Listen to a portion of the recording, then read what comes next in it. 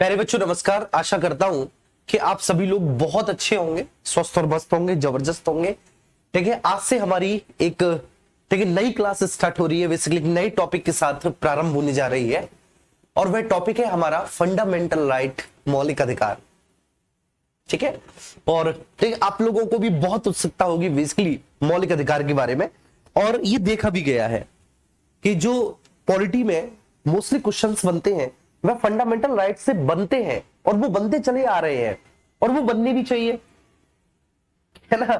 वो बनने भी चाहिए, वो इसलिए बनने चाहिए क्योंकि जब डॉक्टर भीमराव अंबेडकर साहब से पूछा गया कि आपको संविधान में सबसे महत्व का एक आर्टिकल कौन सा लगता है जिसके बिना लगभग पूरा संविधान अधूरा सा है, तब बाबा साहेब डॉक्टर भीमराव अंबेडकर कहते हैं कि आर्टिकल 32।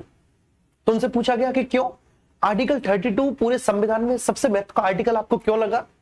तो उन्होंने कहा क्योंकि यह एक ऐसा आर्टिकल है जो मौलिक अधिकारों को प्रवर्त कराता है सुप्रीम कोर्ट में। क्लियर है? मतलब मौलिक अधिकार जो व्यक्तियों को अधिकार देते हैं, नागरिकों को अधिकार देते हैं राज्य के विरुद्ध, तो उन मौलिक अधिकारों को भी सुरक्षा की गारंटी एक्चुअली आर्टिकल 32 देता है। उनको प्रवर्त कराने की जिम्मेदारी आर्टिकल 32 की होती है। चलिए ठीक है, तो देखो बहुत सारे कमेंट आते हैं, मैं कभी किसी का कमेंट नहीं पढ़ पाता हूं, तो आप ये नहीं कि सर आप मेरा कभी कमेंट ही नहीं पढ़ते हो, तो ऐसा कुछ नहीं है। ठीक है, नहीं बच्चों, इतने सारे कमेंट में नहीं ध्यान रहता। तो आइए अपने टॉपिक को स्टार्ट करते हैं, ठीक है ना, ईश्वर का नाम लेकर। और ठीक है, मौलिक अधिकारों के बारे में चर्चा करने जा रहे हैं।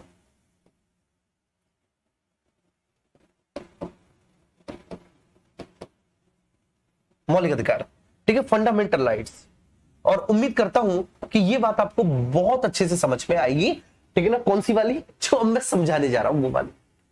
मौलिक अधिकार जो है, मौलिक अधिकार भारतीय संविधान के भाग 3 में है। भाग 3 में है मौलिक अधिकार। कहां पर सर? भारतीय संविधान के भाग 3 में है। और मौलिक अधिकारों का विस्तार आर्टिकल 12 से लेके ठीक है 35 तक है। मौलिक अधिकार भारतीय संविधान के भाग 3 में है, इनका विस्तार आर्टिकल 12 से 35 तक है, मौलिक अधिकारों का विस्तार। अच्छा, अब सबसे महत्वपूर्ण चर्चा यह है कि जो मौलिक अधिकार है, जो फंडामेंटल राइट्स हैं, ये फंडामेंटल राइट्स एक्चुअली अमेरिका के संविधान से ग्रहण किए गए हैं। ठीक है, इन मौलिक अधिकारों को कहां से? इन मौलिक अधिकारों को हमने अमेरिका के संविधान से ग्रहण किया है। अमेरिका के संविधान से ग्रहण किया है।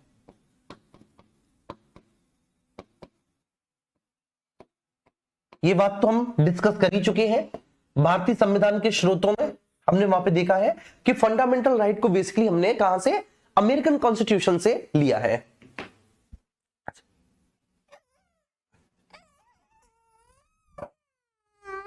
अच्छा, तुझे बाहर थोड़ी नहीं ले जा रहा। ये देख देख कितने बहुत सारे भैया हैं, देख देख, बहुत सारे भैया हैं, देख जो तुझे देख रहा है, ये तो व्यू तो रो रहा है।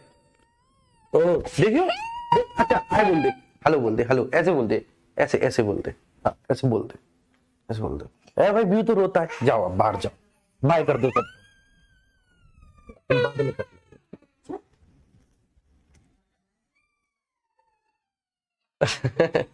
चलो ठीक है, सॉरी बच्चों, ठीक है आप लोगों को डिस्टर्ब हुआ। एक्चुअली क्या है कि क्लास होती है ना, तो बच्चा क्लास में वो बड़ा उत्सुक होता है, ठीक है ना, समझने के लिए, जानने के लिए कि आखिर ये चल क्या रहा है। ठीक है ना, ये कैमरे के सामने क्या बोलते रहते हैं तो स्टूडियो में भाग आता है एक्चुअली। चलिए ठीक है, तो मौलिक अधिकार भारतीय संविधान के भाग 3 में है और मौलिक अधिकारों का जो विस्तार है वो आर्टिकल 12 से 32 तक है। मौलिक अधिकारों को हमने कहां से, अमेरिका के संविधान से ग्रहण किया है। तो ये बात तो आपको बहुत अच्छे से समझ पे आ गई होगी। ठीक है, मुझे नहीं लगता कि यहां तक किसी भी साथी को किसी भी तरह का कोई भी डाउट होगा।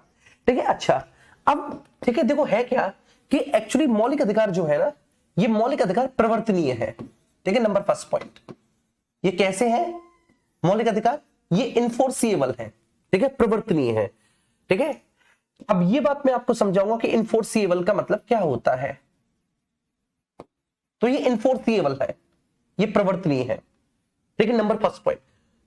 तो सबसे पहला पॉइंट ये है कि जो फंडामेंटल राइट्स हैं, फंडामेंटल राइट्स प्रवर्तनीय है, फंडामेंटल राइट्स इन्फोर्सिएबल होते हैं। इन्फोर्सिएबल का मतलब क्या है सर, इन्फोर्सिएबल का मतलब ये होता है कि साहब हम जिसके प्रावधानों को ठीक है सुप्रीम कोर्ट में जाकर लागू करवा सकें, अर्थात ठीक है हम मौलिक अधिकारों के प्रावधानों को लागू करवा सकते हैं, उन पर बहस कर सकते हैं, उनको आधार बनाते हुए याचिका दायर कर सकते हैं और अपने अधिकारों की मांग कर सकते हैं। ठीक है, तो इसलिए बोला गया है कि जो मौलिक अधिकार है वह प्रवर्तनीय है। अच्छा, अब प्रवर्तनीय को हम लोग बोलते हैं कि वाद योग्य है, या फिर इनको बोला जाता है कि ये न्याय योग्य है, न्याय योग्य है। ठीक है, वाद योग्य है, न्याय योग्य है। अब न्याय योग्य को बोला जाता है ये जस्टिसिएबल है। क्या है, ये जस्टिसिएबल है, मतलब ये न्याय योग्य है। अब न्याय योग्य का, ये वाद योग्य का मतलब समझे। ठीक है, इसका सीधा सा मतलब ये है कि हम इसके प्रावधानों को ठीक है ना सुप्रीम कोर्ट में, हाई कोर्ट में जाकर लागू करवा सकते हैं। जैसे सपोज दैट अगर ठीक किसी ने मेरे मौलिक अधिकारों का हनन किया है या किसी ने मुझको मेरे मौलिक अधिकारों से वंचित कर रखा है, तो मैं कोर्ट में जाकर उस व्यक्ति या राज्य के अगेंस्ट अपने मौलिक अधिकारों को पुनः प्राप्त कर सकता हूं। मेरे मौलिक अधिकारों की बहाली सुप्रीम कोर्ट कर सकता है। क्लियर है, मुझे पूरा अधिकार है कि मैं सुप्रीम कोर्ट जाकर अपने मौलिक अधिकारों को अपने लिए लागू करवा सकूं। बस यही अर्थ होता है प्रवर्तनीय का, जिसको इन्फोर्सिएबल या फिर इसको हम वाद योग्य या न्याय योग्य बोलते हैं। अर्थात कहने का आधार ये होता है कि जिनके प्रावधानों को लागू करवाया जा सके, जिनके प्रावधानों को लागू करवाया जा सके।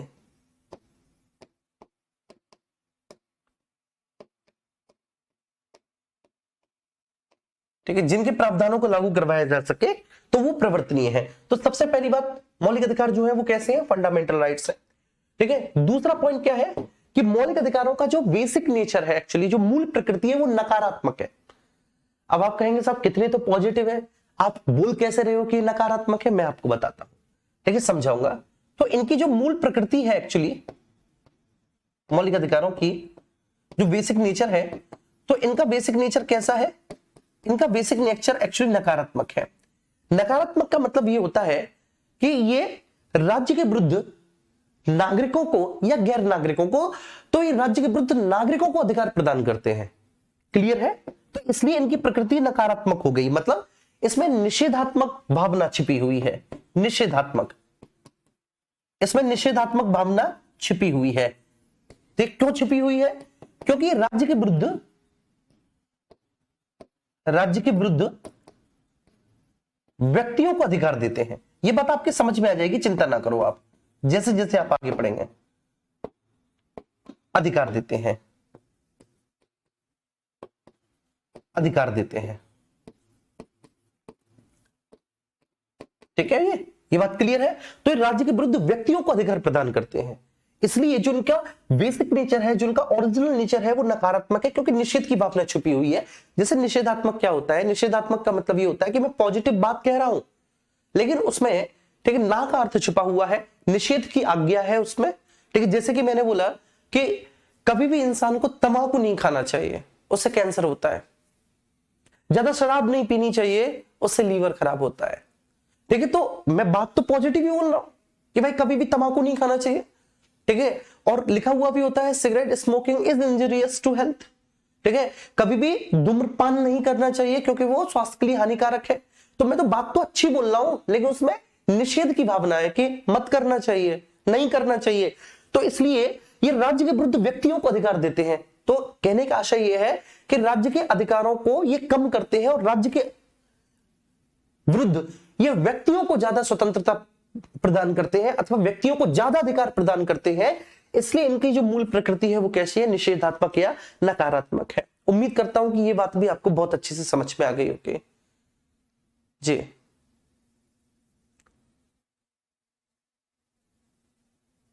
ठीक है, ये क्लियर है। तो मैंने क्या बोला सर कि इनका जो ओरिजिनल नेचर है वो कैसा है, ओरिजिनल नेचर इनका नेगेटिव है। नेगेटिव है, व्हाई नेगेटिव? क्योंकि सर ये राज्य के अगेंस्ट, लेकिन व्यक्तियों को अधिकार प्रदान करते हैं, है ना। ये बात समझ में आ गई होगी, तो बहुत ही अच्छे से क्लियर हो गया होगा ये दो पॉइंट्स। सबसे पहला पॉइंट्स कि सर ये इनफोर्सिएबल होते हैं, ठीक है। सबसे पहला पॉइंट क्या भैया, तो सबसे पहला पॉइंट ये इनफोर्सिएबल होते हैं, वाद योग्य, न्याय योग्य है, मतलब ये जस्टिसेबल है, इनके प्रावधानों को लागू करवाया जा सकता है, ठीक है साहब। तो इनके प्रावधानों को लागू करवाया जा सकता है। दूसरा, इनका जो बेसिक नेचर है, इनकी जो मूल प्रकृति है वो नेगेटिव है, नकारात्मक है, क्योंकि राज्य के विरुद्ध व्यक्तियों को अधिकार देने वाले होते हैं। ये राज्य के विरुद्ध व्यक्तियों को अधिकार देते हैं जी। पूजा नहीं समझ आया, क्या समझ नहीं आया पूजा, जरा मुझे बताओ।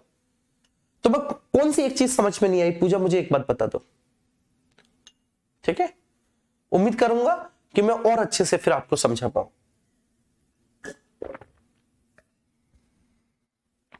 Avinash Pandey, it's a humble request please sir English में भी बता दिया करो। अब जहां पे ठीक है जरूरत है वहां पर मैंने इंग्लिश लिखा है, प्रवर्तनी को इनफोर्सेबल, न्याय योग्य को जस्टिसेबल, मूल प्रकृति नकारात्मक है, नेगेटिव, जहां पे आवश्यकता है वहां पे लिखा है जी।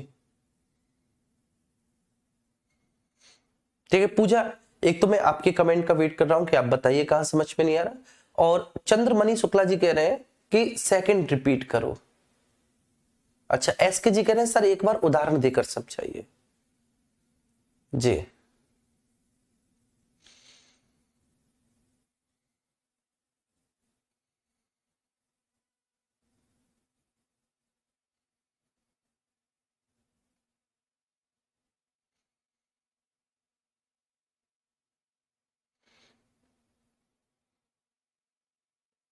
चलो ठीक है, मैं समझाता हूं, है ना। चलिए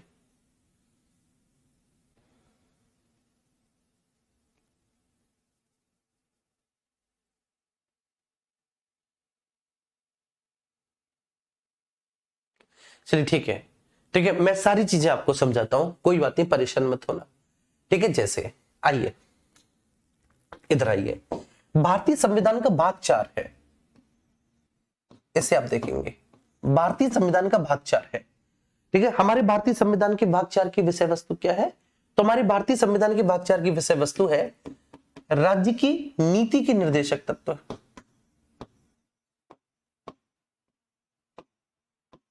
राज्य की नीति के निर्देशक तत्व, निर्देशक तत्व, ये बात ध्यान रखना, ठीक है। तो हमारे भारतीय संविधान के भाग 4 और भाग 4 की जो विषय वस्तु है, भाग 4 की विषय वस्तु क्या है सर, भाग 4 की विषय वस्तु है राज्य की नीति के निर्देशक तत्व, ठीक है। राज्य की नीति के निर्देशक तत्व, इसका जो विस्तार है वह आर्टिकल 36 से 51 तक में है, राज्य की नीति के निर्देशक तत्व का, ठीक है। तो DPSP directive principles of state policy और directive principles of state policy का जो विस्तार है 36 से 51 तक में है। अब ये राज्य की नीति के निर्देशक तत्व क्या है, तो बेसिकली ये जो है ना, ये राज्य पर कर्तव्य आरोपित करते हैं। ये जो डीपीएसपी है, इन डीपीएसपी में बेटा क्या किया गया है, राज्य पर ड्यूटीज कर्तव्य आरोपित किए गए हैं, कर्तव्य आरोपित किए गए हैं, ठीक है। ये बात आप समझना, किए गए हैं, ठीक है। ये बात समझ में आई, राज्य पर कर्तव्य आरोपित किए गए हैं भारतीय संविधान के भाग 4 में डीपीएसपी में, ठीक है। राज्य के ये कर्तव्य है और राज्य अपने इन कर्तव्यों की पूर्ति करेगा, ठीक है। अब ऐसे ही यहां पर आप आएंगे, भारतीय संविधान का भाग 4 का है जिसको हमने बाद में जोड़ा है, भारतीय संविधान का भाग 4 का है, ठीक है। और ये जो भारतीय संविधान का भाग 4 का है, ठीक है, इस भाग 4 का को 42वें संविधान संशोधन से जोड़ा गया है, ये तो बात आप सभी को पता है।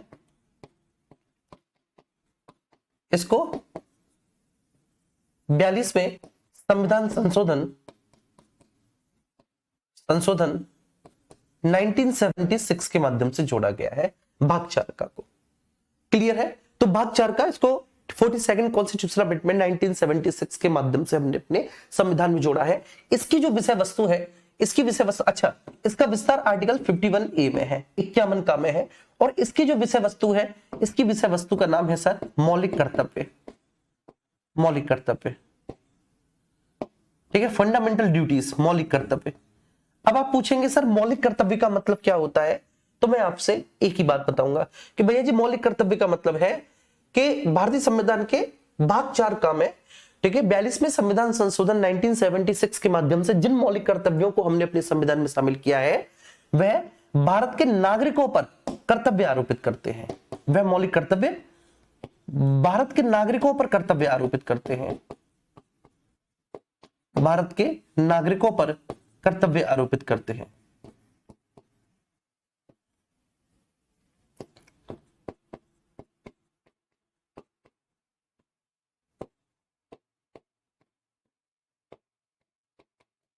ये बात ध्यान रखना, ठीक है। तो वो जो है ना बेटा, वो क्या करते हैं, वो भारत के नागरिकों पर कर्तव्य आरोपित करते हैं। उम्मीद करता हूं कि ये बात आपको बहुत अच्छे से समझ में आ गई होगी, ठीक है। यहां तक कोई इश्यू नहीं रहा होगा बिल्कुल भी, किसी भी तरह का, कैसा भी। बात समझ में आ रही है? तो यहां तक कोई इश्यू नहीं होगा। भारतीय संविधान के भाग 4 है, भाग 4 जो है भारतीय संविधान का, ठीक है, उसमें डीपीएसपी है, राज्य की नीति के निर्देशक तत्व है भाग 4 में, ठीक है। अब ये राज्य की नीति के निर्देशक तत्व क्या है, ये राज्य पर कर्तव्य आरोपित करते हैं, मौलिक कर्तव्य, ठीक है, नागरिकों पर, भारत के नागरिकों पर कर्तव्य आरोपित करते हैं कि भारत के नागरिकों के, ठीक है, ये कर्तव्य है, भारत के नागरिक इन कर्तव्यों की पूर्ति करेंगे। अच्छा, अब सबसे बड़ी बात क्या है कि ये जो आपके डीपीएसपी है, directive principles of state policy है, ठीक है, ये भी आपके अपरिवर्तनीय है, ठीक है ना, बिल्कुल क्लियर है, बोला गया है कि ये कैसे है, ये अपरिवर्तनीय है। ये कैसे है भैया, ये अपरिवर्तनीय है। अपरिवर्तनीय का मतलब क्या है, अपरिवर्तनीय का मतलब वही है जो मैंने आपको बताया कि सर नॉन इन्फोर्सिएबल है।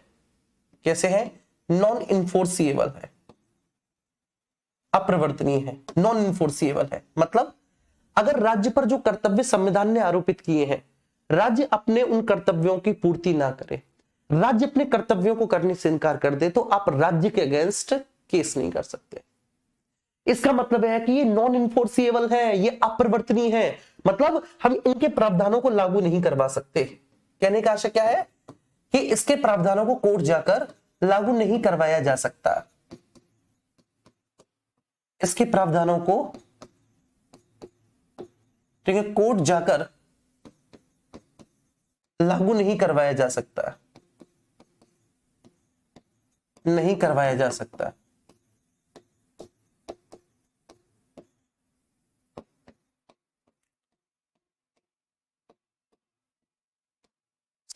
ठीक है, ये अपरिवर्तनीय है, नॉन इन्फोर्सिएबल है। इसी को हम बोलेंगे कि ये वाद योग्य नहीं है,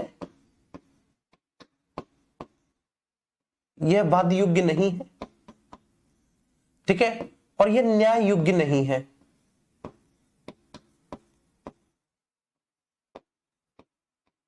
यह वाद योग्य नहीं है, यह न्याय योग्य नहीं है, ठीक है। ऐसे ही भारतीय संविधान के भाग 4 42वें संविधान संशोधन के माध्यम से हमने जो मौलिक कर्तव्य जोड़े हैं, ठीक है, ये भी कैसे है, यह भी अपरिवर्तनीय है। यह भी कैसे है भैया जी, यह भी अपरिवर्तनीय है, मतलब यह भी नॉन इन्फोर्सिएबल है।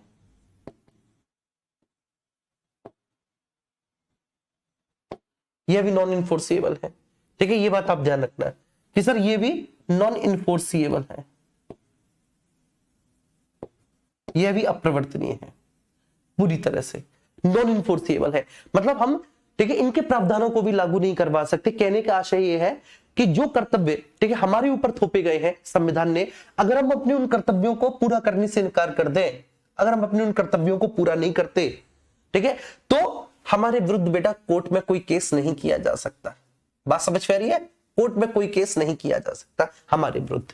तो ये बात आपको समझ में आ गई होगी कि अपरिवर्तनीय का मतलब क्या है, कि सब प्रावधानों को हम लागू नहीं करवा सकते। अब जैसे डीपीएसपी राज्य की नीति के निर्देशक तत्व है, ठीक है ना, डीपीएसपी बेटा इंग्लिश में इसको बोलेंगे directive principles of state policy, ठीक है, ध्यान रखना। डीपीएसपी को इतना तो पता ही होगा, directive principles of state policy बोलते हैं डीपीएसपी को, और ये जो है ठीक है फंडामेंटल ड्यूटीज बोलते हैं इनको, मौलिक कर्तव्यों को। ये दोनों नॉन इन्फोर्सेबल है, ये दोनों नॉन जस्टिसेबल है।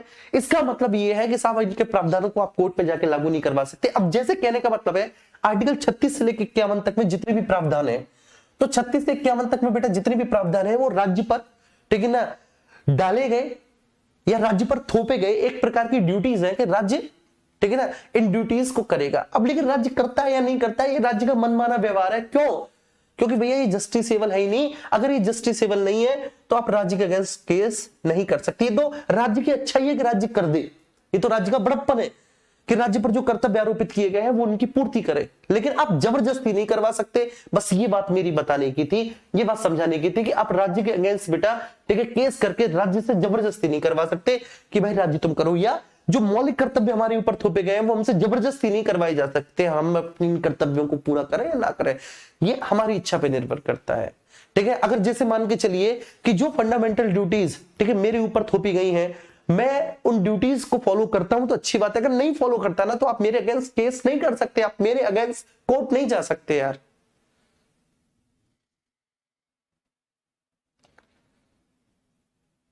जी ठीक है, टीलू सैनी ठीक है। हाँ, सौरभ कह रहे हैं गुरुजी आप भाग 3 पढ़ा रहे थे, टीलू कह रहे हैं भाग 3 कराओ पहले। अब आप ही ने बोला था ना, अब आप ही लोगों ने बोला था कि ये हमारे समझ में नहीं आ रहा भैया, तो आपने बोला समझ में नहीं आ रहा, तो इसलिए फिर ये मुझे समझाना पड़ा, ये मुझे बताना पड़ा कि प्रवर्तनीय और अप्रवर्तनीय में क्या अंतर होता है। ठीक है, और यहां पर मुझे मदद लेनी पड़ी ठीक है ना, किसकी भैया जी, यहाँ पर मुझे मदद लेनी पड़ी भाग 4 की, और भाग 4 की आपको समझाना पड़ा। ठीक है, मदद लेके उम्मीद करता हूं कि बात आपको बहुत अच्छे से समझ में आ गई होगी। अब यहाँ पर सबसे बड़ी बात है कि बेटा अधिकार और कर्तव्य ठीक है, ये बात ध्यान रखना, दोनों एक दूसरे के पूरक होते हैं। और कर्तव्य, क्योंकि डीपीएसपी भी एक प्रकार के कर्तव्य है और मौलिक कर्तव्य भी एक प्रकार के कर्तव्य ही है। तो जो अधिकार और कर्तव्य है, अधिकार और कर्तव्य दोनों ही एक दूसरे के पूरक होते हैं, दोनों एक दूसरे के पूरक होते हैं, पूरक होते हैं, ये बात ध्यान रखना। ठीक है सर, तो अधिकार और कर्तव्य दोनों एक दूसरे के पूरक होते हैं। और किस तरह से दोनों एक दूसरे के पूरक होते हैं कि अगर ठीक है आपको अधिकार दे दिए जाए और आपके ऊपर कर्तव्य आरोपित ना किए जाए तो ऐसे अधिकार निरंकुश हो जाते हैं। ठीक है, अधिकार दे दिया जाए लेकिन कर्तव्य आरोपित ना किया जाए तो ऐसे अधिकार निरंकुश हो जाते हैं। लेकिन अगर कर्तव्य दे दिया जाए और आपको अधिकार ना दिया जाए तो फिर ऐसे कर्तव्य निरर्थक होते हैं। मैं इसको उदाहरण के साथ समझाऊंगा। ठीक है, चलिए मैं इसको ठीक है उदाहरण के साथ समझाऊंगा। ठीक है, एग्जांपल के साथ आप इसको बहुत अच्छे से समझिए।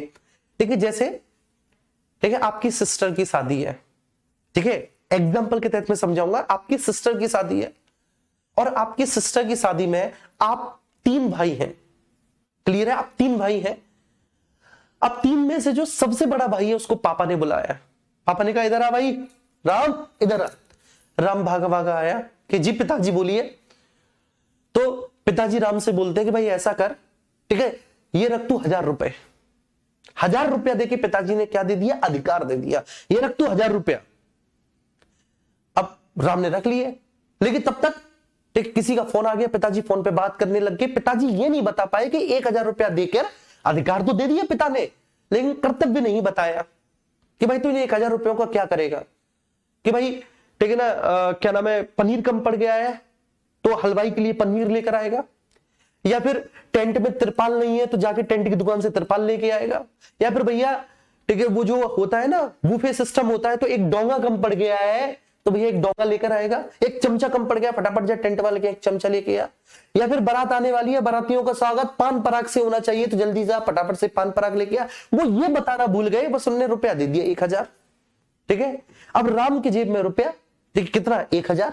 और ये बात राम के दोस्त देख रहे, तो राम के दोस्त कहने लगे यार तेरी बहन की शादी है यार, तू पार्टी नहीं देगा। राम कहने लगा अरे यार रुपया का है, देख अभी तो तेरे पापा देके गए रुपया, 1000 रुपया देके गया, हमारे सामने देके गए 1000। अब दोस्त तो तुम्हें पता ही है यार बहन की शादी है, अरे यार थोड़ा सा तो खर्चा कर ले, ले गए दोस्त। बात समझ में आ रही है राम को ठेके पे। तो अधिकार तो पिता ने दे दिया, कर्तव्य आरोपित नहीं किया, तो ऐसा अधिकार निरंकुश हो गया कि नहीं?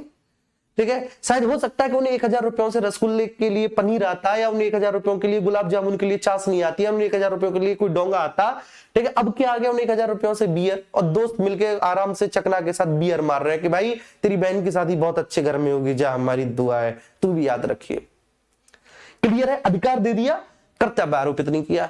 फिर पिताजी ने जो है ना श्याम बुलाया, छोटा वाला श्याम इधर आ कि हाँ कि देख ऐसा है, बारात आने वाली है, बारातियों का स्वागत पान पराग से होना चाहिए। जब फटाफट से पान पराग लेके आ, श्याम भागा भागा दुकान पे पहुंचा मार्केट में कि साहब ठीक है, लगभग मान के चलिए कि 500 लोगों की बारात है, साहब 500 पान पराग दो, पान पराग से बारातियों का स्वागत होगा। अब वो पहुंच तो गया, अब उसने जेब देखी, अरे यार पापा ने रुपए तो दिए ही नहीं, तो कर्तव्य थोप दिया कि बारातियों का स्वागत पान पराग से होना चाहिए, लेकिन अधिकार नहीं दिया क्या रुपया, तो ऐसा कर्तव्य भी निरर्थक है ना? तो अधिकार और कर्तव्य दोनों एक दूसरे के पूरक है। अगर अधिकार दे दिया जाए, कर्तव्य ना दिया जाए, तो अधिकार कैसा हो जाता है बेटा? मैंने आपको क्या बताया, अधिकार कैसा हो जाता है? अधिकार कैटलिस्ट हो जाता है, उत्प्रेरक हो जाता है ऐसा अधिकार। ठीक है, मनमाना हो जाता है वो। और अगर कर्तव्य आरोपित कर दिया जाए, अधिकार ना दिया जाए, तो ऐसा कर्तव्य भी निरर्थक हो जाएगा, उसका कोई मतलब नहीं है। तो इसलिए दोनों एक दूसरे के क्या है? पूरक है जी।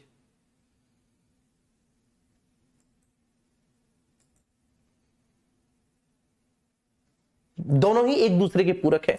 ये बात आपको इसलिए नहीं समझ में आएगी क्योंकि जब कभी भी आपने मौलिक अधिकार पढ़े होंगे तो आपने फटाफट से ये लिख लिया होगा कि ये है, चलो बात खत्म। ठीक है, मौलिक अधिकारों के 6 वर्ग होते हैं, पहला वर्ग ये, दूसरा वर्ग ये, इसमें ये अधिकार, इसमें वो अधिकार। इसलिए ठीक है, कुछ लोग ऐसे हैं जिनको ठीक है वही ठीक है जो इस बैच में बेसिकली आ गए हैं, ठीक है, जो इलीगल माइग्रेट हुए हैं चलिए, तो उनको ये थोड़ी सी दिक्कत होगी। तो सबसे पहली बात, मौलिक अधिकार भारतीय संविधान के भाग 3 में आर्टिकल 12 से 35 में है, अमेरिका के संविधान से लिए गए हैं, इन्फोर्सिएबल है। इन्फोर्सिएबल का मतलब है जिसके प्रावधानों को लागू करवाया जा सके। दूसरा, इनकी मूल प्रकृति नकारात्मक है, निषेधात्मक है। क्यों? क्योंकि राज्य के विरुद्ध व्यक्तियों को अधिकार देते हैं। ठीक है, तीसरा पॉइंट इसमें क्या होगा मौलिक अधिकार, कि हमारे संविधान में मौलिक अधिकार असीमित नहीं है, असीमित नहीं है। ठीक है, ये प्रश्न बहुत पूछा जाता है, शायद हो सकता है कि इस बार यूपीएसआई में बन जाए। अब्सोल्यूट नहीं है, असीमित का मतलब अब्सोल्यूट। ठीक है, हमारे संविधान में जो मौलिक अधिकार हमारे भारतीय नागरिकों को दिए गए हैं वह मेरे प्यारे बच्चे कैसे हैं? वह असीमित नहीं है। ठीक है, असीमित नहीं है मतलब उन पर कुछ ठीक है युक्त निर्बंधन आरोपित कर दिए गए हैं, रीजनेबल रेस्ट्रिक्शंस, उन पर कुछ युक्त निर्बंधन आरोपित कर दिए गए हैं। ठीक है, रीजनेबल रेस्ट्रिक्शंस आरोपित कर दिए गए हैं।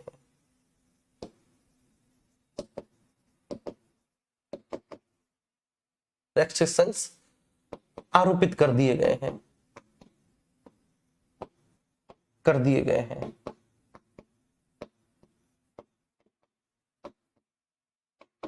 उम्मीद करता हूं बात आपको अच्छे से समझ में आ रही होगी कि वो देखिए असीमित नहीं है, वो अब्सोल्यूट नहीं है। क्यों अब्सोल्यूट नहीं है? क्योंकि उन पर रीजनेबल रेस्ट्रिक्शंस आरोपित कर दिए गए हैं।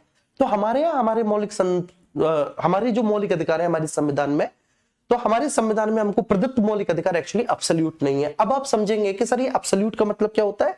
तो अब्सोल्यूट का मतलब ये होता है, जैसे आप सभी को पता है कि article 19 clause 1 sub clause A में भाषण और अभिव्यक्ति की स्वतंत्रता का अधिकार है। आप सब लोग जानते हैं कि भाई हमारे संविधान में ठीक है article 19 clause 1 sub clause A में ठीक है किसका? Right to speech and expression, भाषण और अभिव्यक्ति की स्वतंत्रता का अधिकार है। ठीक है, बहुत अच्छी बात है कि हमारे संविधान ने हमको भाषण और अभिव्यक्ति की स्वतंत्रता दे रखी है, लेकिन इसका मतलब ये नहीं कि हमारे जो मन में आए हम वो अपने मुंह से बोले। क्लियर है? बेशक हमारे संविधान ने हमें right to speech and expression दिया है, लेकिन हम ऐसी कोई स्पीच नहीं दे सकते जो हमारी देश की एकता और संप्रभुता के खिलाफ हो। हम ऐसी कोई स्पीच नहीं दे सकते जो लोक सदाचार को खतरे में डालती हो। हम ऐसी कोई स्पीच नहीं दे सकते जो अपराधों को भड़काती हो। हम ऐसी कोई स्पीच नहीं दे सकते जो मानहानि का दावा करती हो। हम ऐसी कोई स्पीच नहीं दे सकते जिससे कि न्यायालय की अवमानना हो। मतलब कहने का आशय यह है, अब इसका मैं सबसे बेहतर उदाहरण देता हूं अब्सोल्यूट का। जैसे कि 12 से पहले की बात बताऊं, 12 से पहले मैं हॉस्टल में पढ़ा, तो 12 से पहले बेसिकली जो है ना, जब कभी मैं छुट्टियों में आता था घर पे। तो छुट्टियों में आने के बाद जो है ना, शाम को हम पापा से पूछते थे कि पापा 1 घंटे क्रिकेट खेले हैं, ठीक है। तो पापा बोलते थे कि हाँ ठीक है क्रिकेट खेले आओ, ठीक है। अब पापा हमें क्रिकेट खेलने का अधिकार तो देते थे, मम्मी भी हमें क्रिकेट खेलने का अधिकार देती थी। पापा नहीं होते तो मम्मी दे देती थी, ठीक है, ये राइट क्रिकेट खेलने का, कि भाई ऐसा है कि चलो ठीक है तुम जाओ, और ठीक है अभी तुम शाम को 5 बजे जा रहे हो, घड़ी में देख के अभी तुम शाम को 5 बजे जा रहे हो, और 7:30 बजे से पहले घर से लौट आना, मतलब क्रिकेट के मैदान से आप घर लौट आना। 2.5 घंटे का समय दे रहा है, 2.5 घंटे में खेल के अपने आराम से आ जाना, ठीक है, दोस्तों से बातचीत करके। तो हमें अधिकार तो दे दिया पापा ने, मम्मी ने, खेलने का कि जाओ क्रिकेट खेल के आओ, लेकिन सीमाएं आरोपित कर दी। नंबर फर्स्ट, किसी से लड़ोगे नहीं। दूसरा, गाली गलौच नहीं होनी चाहिए, ठीक है। तीसरा, ठीक है ना, अगर फलाने का लड़का मिल जाए, ठीक है, तो उससे कोई बात नहीं करनी क्योंकि वो हमारी अपोजिट पार्टी का है, या उससे हमारी बातचीत नहीं हो रही, ठीक है, ऐसा भी आमतौर पे हो जाता है, ठीक है। चौथा ये हो जाता है कि भैया ठीक है बिल्कुल सही टाइम पे 7:30 बजे तक घर पे आना है, चौथा। 5 में हो जाता है कि साहब उसके साथ नहीं रहना, उसकी संगत बुरी है, वो गुटखा खाता है, बीड़ी पीता है, उसके साथ में तुझे देखना लूं, जा क्रिकेट खेलिया। तो ऐसी शर्त थोप देते थे और फिर क्रिकेट खेलने भेजते थे। तो मतलब क्रिकेट खेलने भी भेजा तो स्वतंत्रता दे दी कि जा क्रिकेट खेल के आ, लेकिन शर्त भी आरोपित कर दी। इसी को कहेंगे रीजनेबल रेस्ट्रिक्शंस। जी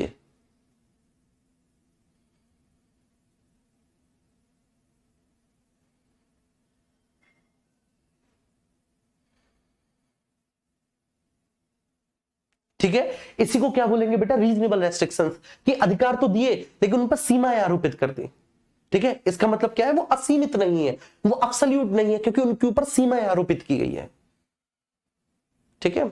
अजय सिंह कह रहे हैं सर युक्तियुक्त निर्बंधन क्या है। अजय मैं अभी तक क्या बता रहा था, ठीक है, अभी तक मैं क्या बता रहा था, है? मैं कोई फिल्म की स्टोरी बता रहा था, यही तो बता रहा था रीजनेबल रेस्ट्रिक्शंस क्या है। जी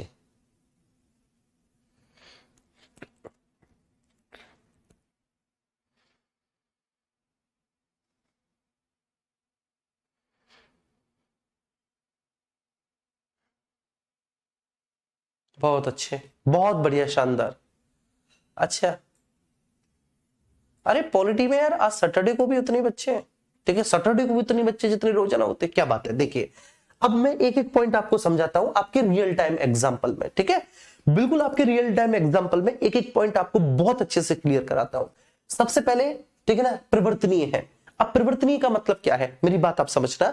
इनफोर्सिबल का मतलब क्या है, ये मैं आपको उदाहरण देकर समझाता हूं, ठीक है, बहुत प्यारा सा उदाहरण देता हूं कि परिवर्तनीय इनफोर्सिबल है, ठीक है, अर्थात ये वाद योग्य न्याय योग्य है, ठीक है, जिसको बोलते हैं जस्टिसेबल है, अर्थात इसके प्रावधानों को लागू करवाया जा सके। जैसे मान के चलिए, ठीक है, सपोज दैट, ठीक है, एक एग्जांपल देता हूं मैं आपको, मान के चलिए, ठीक है, आप हैं और मैं हूं, ठीक है ना, गोपाल शर्मा है, ठीक है, और जी ठीक है, गोपाल शर्मा है, ठीक है, मेरे साथी हैं, ठीक है, आप ही के कमेंट बॉक्स में से कोई एक बच्चा है गोपाल, तो मेरे साथी हैं गोपाल, मान के चलिए मैं और गोपाल बहुत अच्छे दोस्त हैं, बहुत ही शानदार, बहुत ही प्यारे दोस्त हैं। मैं और गोपाल एक दूसरे के साथ रहते हैं, खाते हैं, पीते हैं, नाचते हैं, खेलते हैं, कूदते हैं, पढ़ते हैं, लिखते हैं, बहुत अच्छे दोस्त हैं मैं और गोपाल, ठीक है।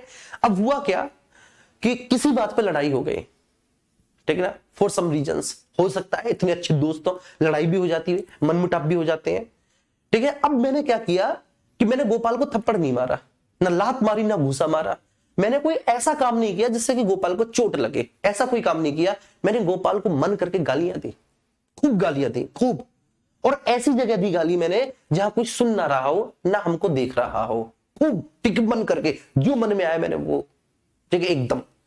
अब गोपाल चला गया अपनी मम्मी के पास, पापा के पास, मम्मी पापा के पास, कि मम्मी पापा ऐसे इसने दिग्विजय ने ना मुझे इतनी गालियां दी, मैं क्या बताऊं, बहुत गाली दी। इस तरह से गोपाल चला गया, मुझे बुलाया, ठीक है, मेरे भी मम्मी पापा आए।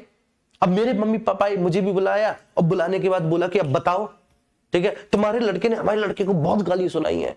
तो मेरे मम्मी पापा मुझसे पूछेंगे क्यों भाई दिग्विजय तुमने गाली सुनाई। मैंने कहा ना पापा जी, मैंने बिल्कुल गाली नहीं सुनाई, इनफैक्ट मुझे तो गाली आती तक भी नहीं है, मैंने तो आज तक नहीं सुनी, मैं इसको क्या सुनाऊंगा, तो मेरा बहुत अच्छा दोस्त है, ठीक है। उल्टे यही मुझे छेड़ रहा था, ठीक है,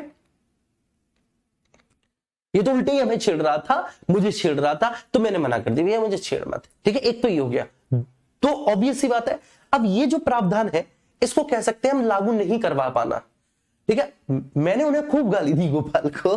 ठीक है, मैं आपको ये आपके रियल टाइम एग्जांपल में समझा रहा हूं, हो सकता है आपके साथ। मैंने गोपाल को खूब सारी गालियां दी, जो मन में आया मैंने गोपाल को वो कहा। ठीक है, लेकिन मैंने एक चीज देख ली, कोई देख ना रहा हो, कोई सुन ना रहा हो। गोपाल ने घर पे जाके शिकायत कर दी, मेरे भी मम्मी पापा बुला लिए, गोपाल के मम्मी पापा ने।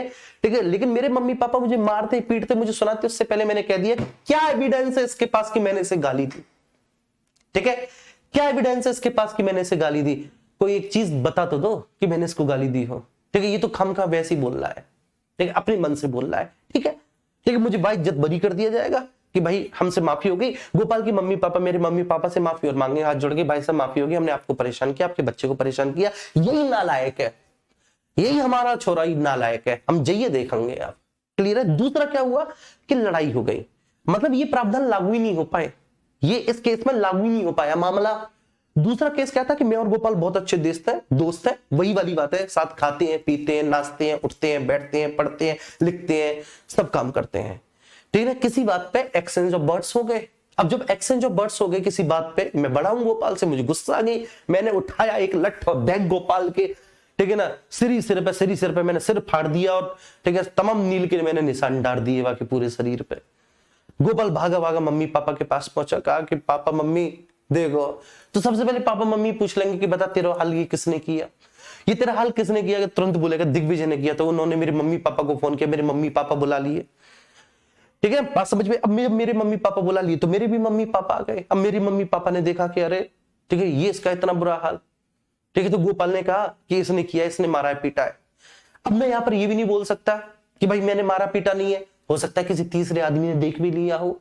दूसरा, वो पिटा तो है भाई, और वो मेरे ही साथ रहता है, मेरे ही साथ नाचता है खेलता है कूदता है पढ़ता है लिखता है, मैं नहीं मारा होगा। बात समझ में आ रही है। अब क्या होगा, अब ये प्रावधान लागू हो सकते हैं कि मेरे मम्मी पापा चप्पल उठाएंगे बढ़िया सी फर्स्ट क्लास से, और मेरे सर पे ठीक है बजाने स्टार्ट करेंगे, और वही चप्पल गोपाल के मम्मी पापा को भी दे देंगे कि तुम भी पीटो हमारे लड़के को। लेकिन गोपाल के मम्मी पापा तब भी मुझे अगर पीट के संतुष्ट नहीं हुए तो वो पुलिस को फोन कर देंगे, मेरे विरुद्ध मुकदमा भी लिख जाएगा। तो ये होगा कि ये प्रावधान लागू हो गए, पहले वाले केस में लागू नहीं हो पाए, दूसरे वाले केस में हो गए। तो इसलिए कर्तव्य लागू नहीं हो पाते, अधिकार लागू हो जाते हैं। जी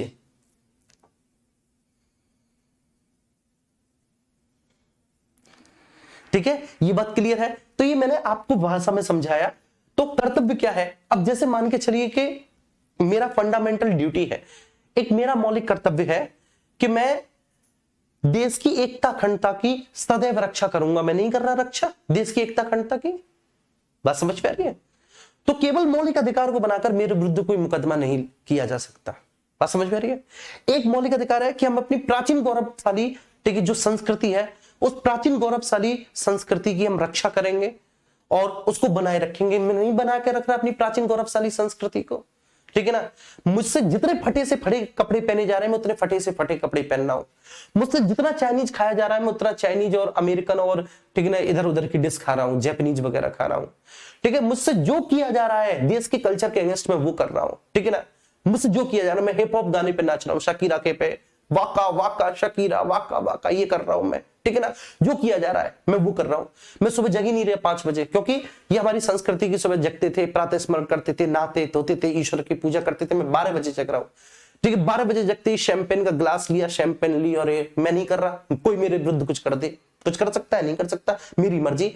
बेशक मुझ पर मौलिक कर्तव्य थोप दिया गया कि हम अपनी प्राचीन गौरवशाली संस्कृति और परंपरा को अक्षुण्ण बनाए रखेंगे, ठीक है। हम उसका महत्व समझेंगे, उसको सेलिब्रेट करेंगे। मैं नहीं कर रहा सेलिब्रेट, बात समझ में आ रही है। मैं फटे पुराने ठीक है ऐसे कपड़े पहनना हूं मैं, बात समझ में आ रही है। ऐसे बालों को यूं खड़ा कर लेता हूं यूं करके, कोई मेरे विरुद्ध कुछ कर सकता है, नहीं कर सकता। लेकिन ठीक है, अगर राज्य ने मेरे किसी मौलिक अधिकार को उल्लंघन किया, किसी भी मौलिक अधिकार को उल्लंघन किया राज्य ने सरकारी नौकरी में मेरे साथ भेदभाव किया, मैं तुरंत चला जाऊंगा सुप्रीम कोर्ट और कहूंगा कि राज्य ने मेरे खिलाफ ठीक है भेदभाव कैसे किया सरकारी नौकरी में, मुझे औरों के तुलना में कमतर क्यों आका, मुझे औरों की तुलना में कम अधिकार क्यों दिए सरकारी नौकरी के मामले में। क्योंकि आर्टिकल 16 बोलता है लोक नियोजन के विषय में अफसर की समानता। आर्टिकल 16 क्या बोलता है, लोक नियोजन के विषय में अफसर की समानता। तो मैं पूछूंगा, मैं लड़ूंगा, ठीक है, और ठीक है मैं उन प्रावधानों को अपने लिए लागू भी करवा लूंगा, मेरे पक्ष में भी फैसला सुनाएगा सुप्रीम कोर्ट। ये होता है अधिकार।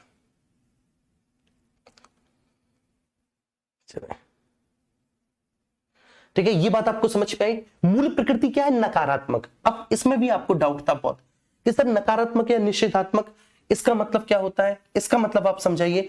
निषेधात्मक का मतलब है, जैसे मान के चलिए, ठीक है, एक बहुत अच्छा सा एग्जांपल मैं आपको देता हूं। मैंने कहा कि ठीक है, पॉजिटिव बात कही लेकिन निषेधात्मक तरीके में कही।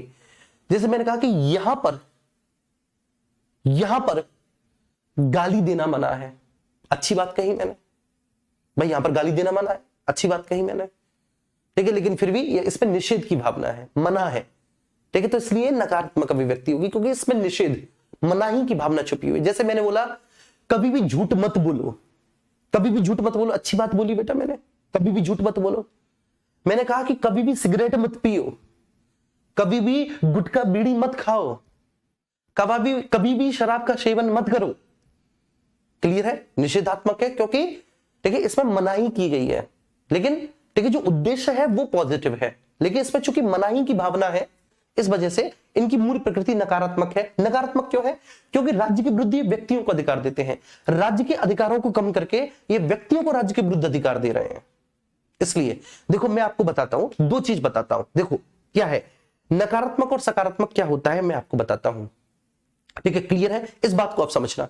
दोनों अभिव्यक्ति को मैं आपको समझाता हूं। एक बाप के दो बेटे हैं, ठीक है, एक बेटे को शुरुआत से ही उस बाप ने डीपीएस जैसे अच्छे स्कूल में पढ़ाया, शुरुआत से ही वो गोरा था, ठीक है, तो बाप ने उस बेटे को, बाप के मन में जो है ना गोरे काले के प्रति कोई भेदभाव था, तो एक गोरा बच्चा उसको डीपीएस में पढ़ाया बाप ने, बढ़िया, जो काला था उसको गांव के प्राइमरी स्कूल में डाल दिया। मैं एग्जांपल दे रहा हूं, ठीक है, जस्ट एग्जांपल बस।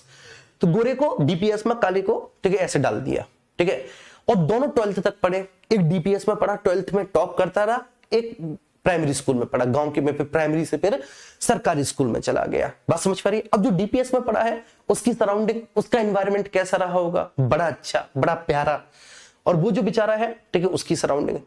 अब फिर बाप दोनों से ये उम्मीद करे कि दोनों आईआईटी का एग्जाम निकाल दें, तो ऐसा पॉसिबल है सेम मार्क्स के साथ, ठीक है, और टॉप करें दोनों ही? तो ऐसा पॉसिबल नहीं है। डीपीएस वाला हो सकता है कि टॉप कर दे, लेकिन सरकारी स्कूल में पढ़ा हुआ बेचारा नहीं कर सकता टॉप। बात समझ में आ रही है? तो इसको हम क्या कहेंगे? इसको हम ये कहेंगे कि जो डीपीएस वाला है ना, ठीक है, बाप ने जिसको शुरुआत से पढ़ाया लिखाया और आईआईटी जी का एग्जाम दिलवाया और उसने टॉप कर दिया, और दूसरा जो बेचारा ठीक है जो काला था उसको सरकारी स्कूल में पढ़ाया, प्राइमरी स्कूल में, फिर सरकारी स्कूल में गया, वो नहीं टॉप कर पाया, ठीक है। अब यहां पर क्या है कि यहां पर एक पिता के अपने दोनों बच्चों के लिए अलग अलग आयाम हो गए, एक पिता के अपने दोनों बच्चों के लिए क्या हो गए? अलग अलग आयाम हो गए, अलग अलग डायमेंशंस हो गए, जबकि परिस्थितियां दोनों की अलग अलग थी, परिस्थितियां दोनों की अलग अलग थी। एक जो इतने अच्छे स्कूल में पढ़ा, इतने बढ़िया स्कूल में पढ़ा, इतनी अच्छी सराउंडिंग थी, इतनी अच्छी फैसिलिटी थी, लाइब्रेरी थी, लेबोरेटरीज थी, इतने बेहतर बेहतर टीचर्स थे। एक बेचारा सरकारी स्कूल में टीचर बेहतर है लेकिन पूरे दिन क्या करें? तंबाकू खाते रहते हैं, ठीक है, बीड़ी पीते रहते हैं, गप्पे मारते रहते हैं, और ये कहते हैं कि अगर प्रैक्टिकल में पास होना है, अच्छे नंबर लाने, तो हमसे आके ट्यूशन पढ़ो। ये सरकारी मास्टरों का है रवैया, ठीक है। तो मीन्स टू से दैट, कहने का आशय क्या है? तो बाप ने उन दोनों से ये उम्मीद की कि दोनों ही आईआईटी जी का एग्जाम क्रैक करें, तो ये क्या किया? ठीक है, उनके पिताजी ने उनके साथ भेदभाव किया।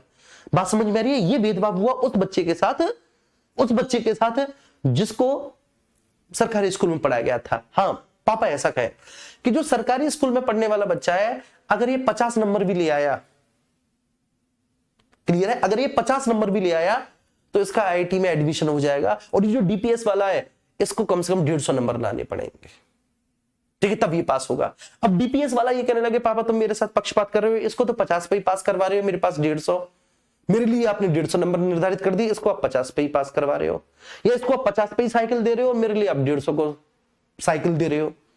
बात समझ पा रही है? तो ये तो गलत बात है ना, इसको तो 50 मार्क्स पे ही साइकिल मिल जाएगी, बड़ा इजी है, और मुझे आप 150 मार्क्स पे साइकिल दिलवा रहे हो या मोटरसाइकिल दिलवा रहे हो, तो मेरे साथ तो आप भेदभाव कर रहे हो। ये भेदभाव नहीं है, ये भेदभाव नहीं है, सकारात्मकता है ये। क्यों? क्योंकि जो ऑब्वियस सी बात है, जो पहले से ही दबा है, पिछड़ा है, वंचित है, शोषित है, उसको मुख्य धारा में लाए जाने के लिए ऐसा किया जा रहा है। ये बात आप समझ गए? यहीं पर आरक्षण के प्रावधान भी मैं आपको बताऊंगा, सेम आरक्षण का कॉन्सेप्ट भी यही है।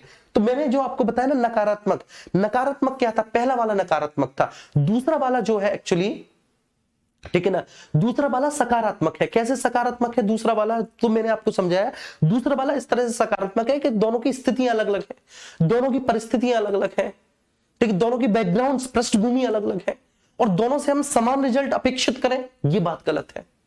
दोनों से हम समान रिजल्ट अपेक्षित नहीं कर सकते। तो जो बेचारा, ठीक है ना, शुरुआत से प्राइमरी स्कूल में पढ़ा, हमने उसके लिए रिजल्ट के मानक को कम कर दिया। अब जब हमने उसके रिजल्ट के लिए मानक को कम कर दिया तो एक सकारात्मक पहलू हुआ। क्लियर है, ये बात क्लियर हो गई। तो इसको मैंने सकारात्मक और नकारात्मक को इस तरह से समझाया जो आपके आगे आरक्षण में भी काम आएगा। लेकिन यहां पर जो मैंने आपको बोला है ना कि इसकी जो मूल प्रकृति है, जो इसका बेसिक नेचर है, जो इसका फंडामेंटल नेचर है, वो कैसा है, वो नेगेटिव है।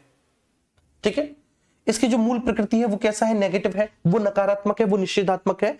तो इसका आशय ये है कि ये राज्य की शक्तियों को कम करके व्यक्तियों को अधिक अधिकार देता है। ठीक है ना, मतलब ये राज्य की शक्तियों को कम करता है और राज्य के अगेंस्ट व्यक्तियों को अधिकार देता है, इसलिए ये बात आपको समझ में आई। इसके बाद मैंने बोला कि असीमित नहीं है।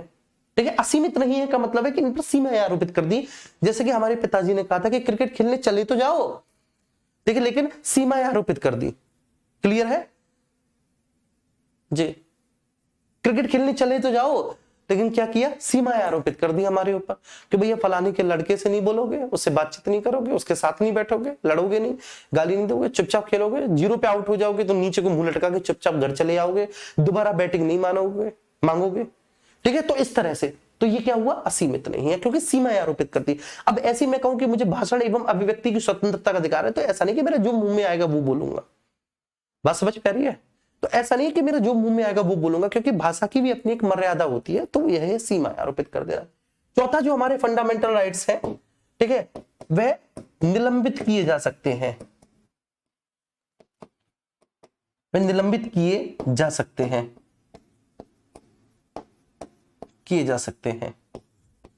निलंबित किए जा सकने का मतलब क्या है कि वह सस्पेंडेबल है। ठीक है, उनको सस्पेंड किया जा सकता है। ठीक है, उनको सस्पेंड किया जा सकता है, वो सस्पेंडेबल है, उनको निलंबित किया जा सकता है। अब इसका आप मतलब समझेंगे बहुत अच्छे से, जो मैं आपको समझाना चाह रहा हूं कि निलंबित किए जा सकते हैं। ठीक है, इस कहानी का क्या पहलू है। देखो, आपने पुरानी हिंदी पिक्चर देखी होंगी, पुरानी हिंदी मूवियों में, पुरानी हिंदी पिक्चर्स में आपने देखा होगा कि एक ईमानदार दरोगा, ठीक है, जिसने बेसिकली देश की सेवा की और गुंडों के खिलाफ, अपराधियों के खिलाफ जो लड़ा, तो मंत्री जी से फोन करके उसको निलंबित करवा दिया। ठीक है, सस्पेंड करवा दिया। सस्पेंड का मतलब क्या होता है, सस्पेंड का मतलब ये होता है कि, ठीक है, वो ड्यूटी पे था।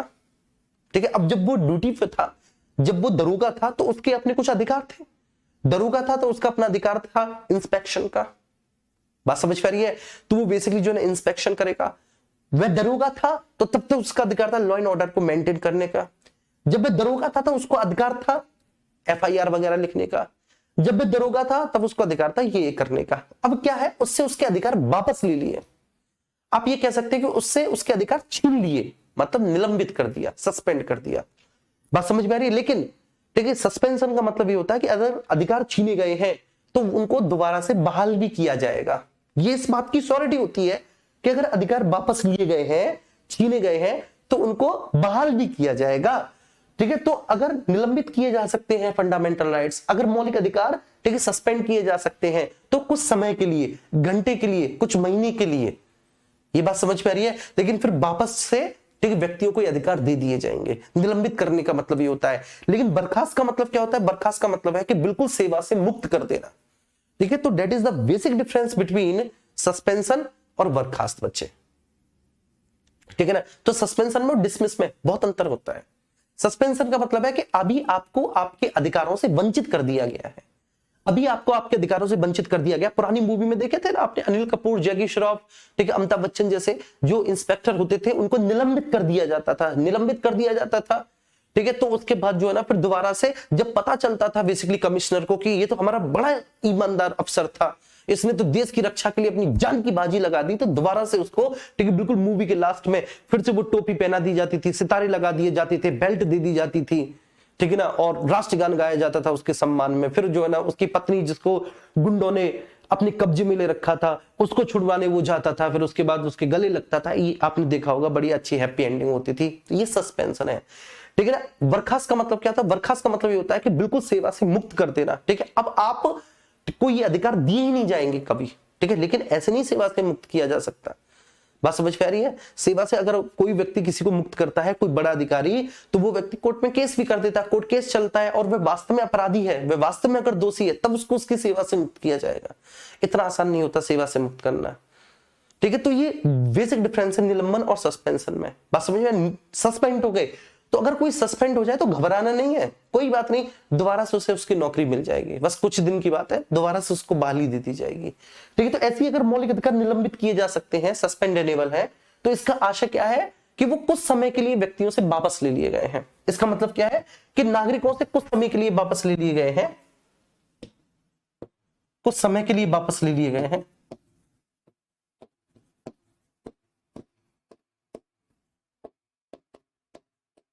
वापस ले लिए गए हैं,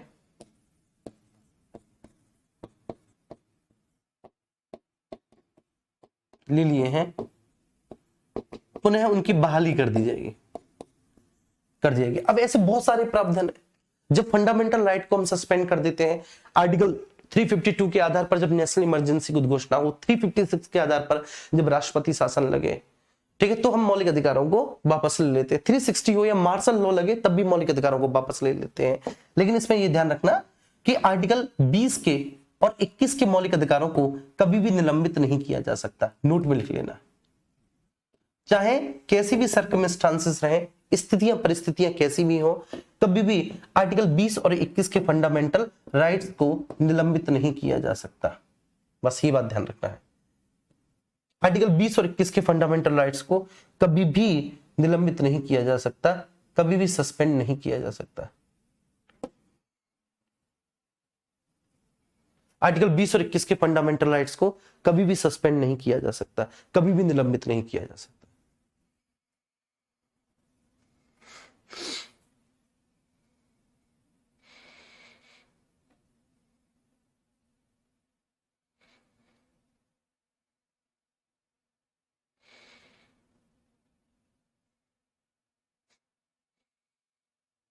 ठीक है, ये बात ध्यान रखना।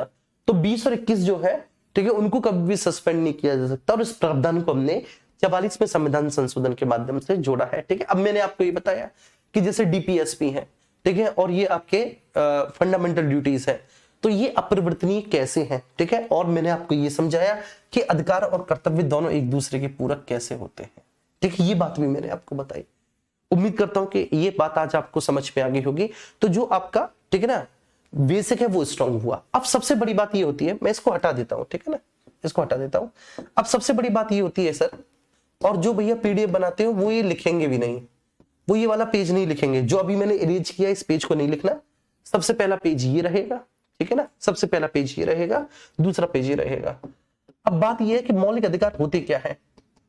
मौलिक अधिकार, ठीक है, इनकी परिभाषा क्या है मौलिक अधिकारों की, तो बड़ी सिंपल है। मौलिक अधिकारों की परिभाषा का आशय यह है कि जो मौलिक अधिकार होते हैं ये राज्य के विरुद्ध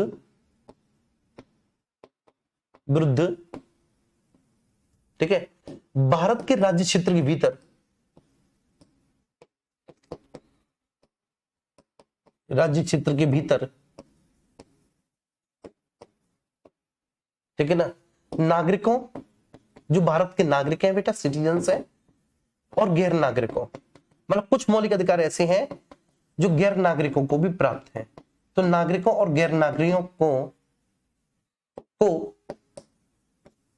प्रदत्त ऐसे अधिकार हैं, ठीक है, तो राज्य के विरुद्ध भारत के राज्य क्षेत्र के भीतर नागरिकों और गैर नागरिकों को प्राप्त ऐसे अधिकार हैं, ऐसे अधिकार हैं जो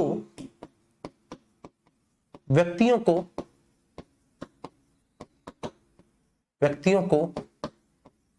ठीक है ना, स्वतंत्रता,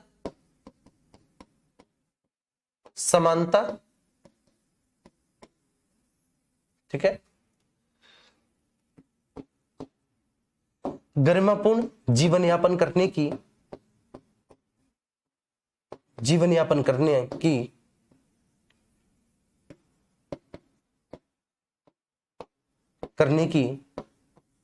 गारंटी प्रदान करते हैं, गारंटी प्रदान करते हैं।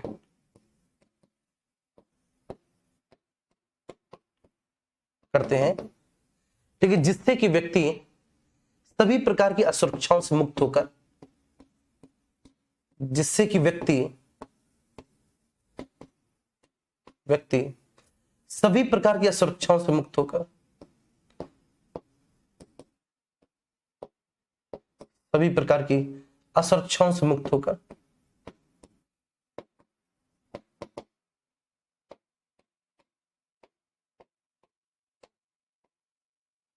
मुक्त होकर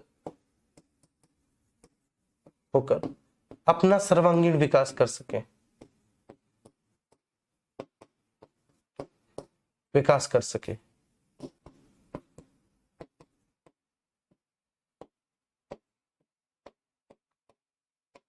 कर सके।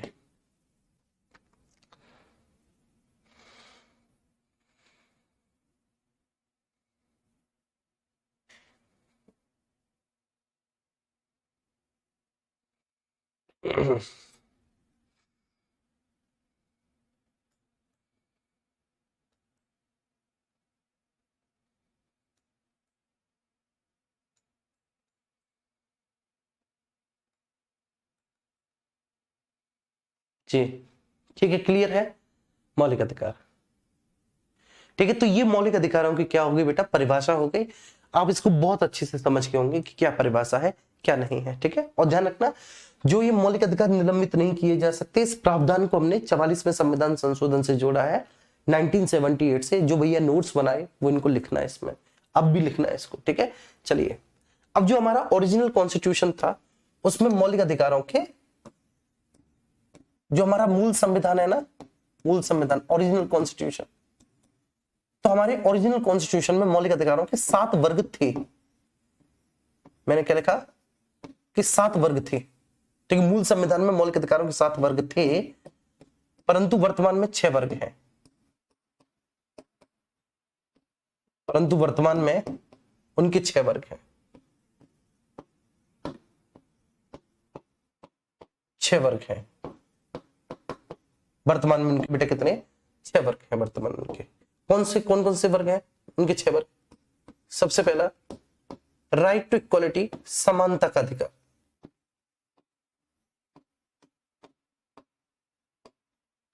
समानता का अधिकार, राइट टू इक्वालिटी, समानता। दूसरा, स्वतंत्रता का अधिकार।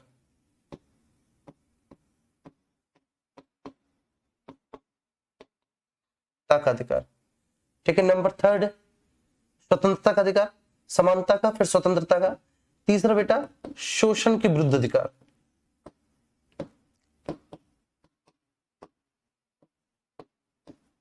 विरुद्ध अधिकार।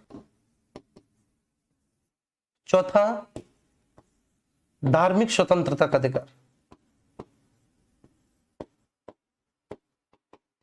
स्वतंत्रता का अधिकार।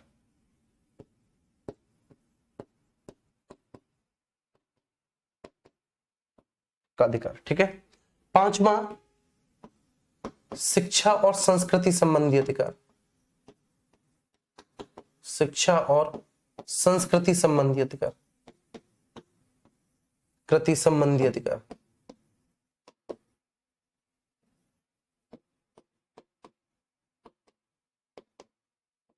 अधिकार, ठीक है। 6वां, संपत्ति का अधिकार। ये था, अब नहीं है, ठीक है। संपत्ति का अधिकार भी था बेटा, ये अब नहीं है। और लास्ट है आपका संवैधानिक उपचारों का अधिकार।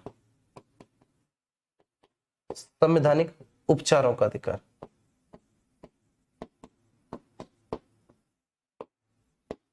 अधिकार,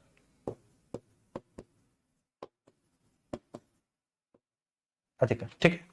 अब ये जो संवैधानिक उपचारों का अधिकार है, इसको बोलेंगे राइट टू कॉन्स्टिट्यूशनल रेमेडीज, ठीक है। ये जो संवैधानिक उपचारों का अधिकार है बेटा, इसको क्या बोलेंगे, राइट टू कॉन्स्टिट्यूशनल रेमेडीज। संपत्ति का अधिकार, राइट टू प्रॉपर्टी, ठीक है ना। शिक्षा और संस्कृति संबंधी अधिकार, ठीक है ना। Fundamental rights related to education and culture, ठीक है। चलिए, अब ये जो समानता का अधिकार है, जिसको समता का अधिकार भी बोलते हैं, इसका आर्टिकल 14 से लेके 18 तक में जिक्र किया गया है।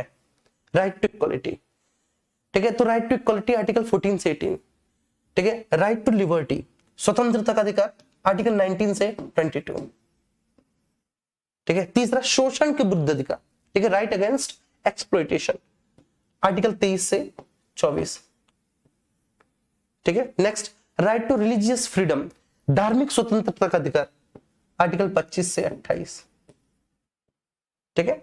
इसके बाद शिक्षा और संस्कृति संबंधी अधिकार, तो राइट रिगार्डिंग टू या right related to education and culture, article 29 से 30। संपत्ति का अधिकार ये था आर्टिकल 31 में, और संवैधानिक उपचारों का अधिकार आर्टिकल 32 में। किसमें है? आर्टिकल 32 में है, 32 में। तो अब ये जो संपत्ति का अधिकार है ये वर्तमान में नहीं है।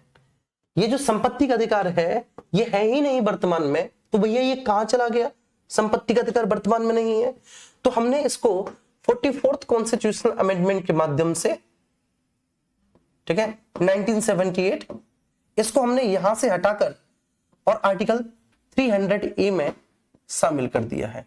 तो यहां से हमने हटा दिया और भारतीय संविधान के पार्ट 12 के अंतर्गत आर्टिकल 300A में हमने इसको इंक्लूड कर दिया है, शामिल कर दिया है। तो इसलिए अब ये वाला नहीं बचा। तो अब मौलिक अधिकारों के कितने वर्ग रह गए? 1 2 3 4 5 6, 6 वर्ग रह गए मौलिक अधिकारों के, 6 वर्ग रह गए। लेकिन अब सवाल ये उठता है कि भाई मौलिक अधिकार तो 12 से 35 तक है, और ये तो भैया जी 14 से लेकर 32 तक है। तो बाकी के 12 13 और 33 34 35 जिनका यहां पर जिक्र नहीं किया गया, तो क्या वो मौलिक अधिकार नहीं है? ठीक है, तो वो मौलिक अधिकार नहीं है वास्तव में, क्योंकि मौलिक अधिकार का मतलब क्या होता है? मौलिक अधिकार का मतलब होता है कि ऐसे अधिकार जो व्यक्ति को सभी प्रकार की असुरक्षाओं से मुक्त होकर अपना सर्वांगीण विकास करने के लिए प्रेरित करें। तो वो नहीं है, वो मौलिक अधिकार नहीं है। वह मौलिक अधिकारों के संबंध में कुछ विशेष उपबंध है, मौलिक अधिकारों के संबंध में कुछ स्पेशल प्रोविजंस है, आर्टिकल 12 13 और 33 34 35। Thank you so much, thank you बच्चों। ठीक है, नेक्स्ट लेक्चर में इसके बारे में हम लोग डिस्कस करेंगे।